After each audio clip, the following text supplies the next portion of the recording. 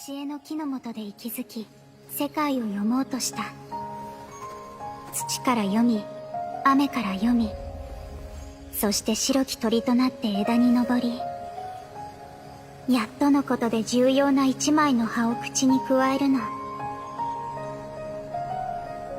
かつて、私はこの世で唯一夢を見られる個体だった。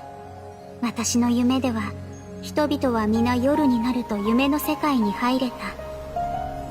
人々の脳裏には様々な発想が現れ、地面に転がるもの、空に浮かぶものがいる。それは全ての物事をつなぎ、まばゆい網にした。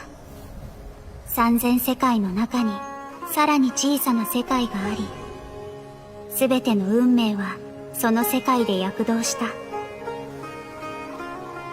だんだんと分かったの。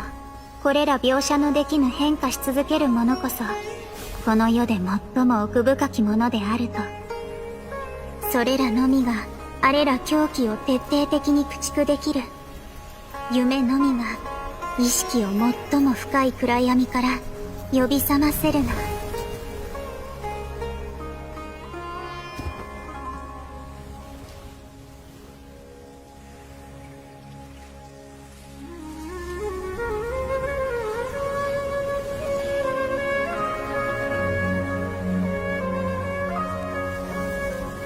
我こそは問いを唱える者、そして同時に答えを探す者。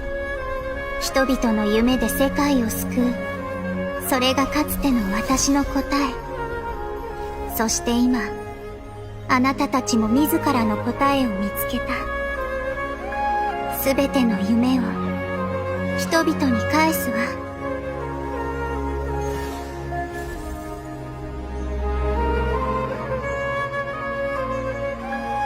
スメールの民よ、さようなら。今宵、素敵な夢があなたたちに訪れますように。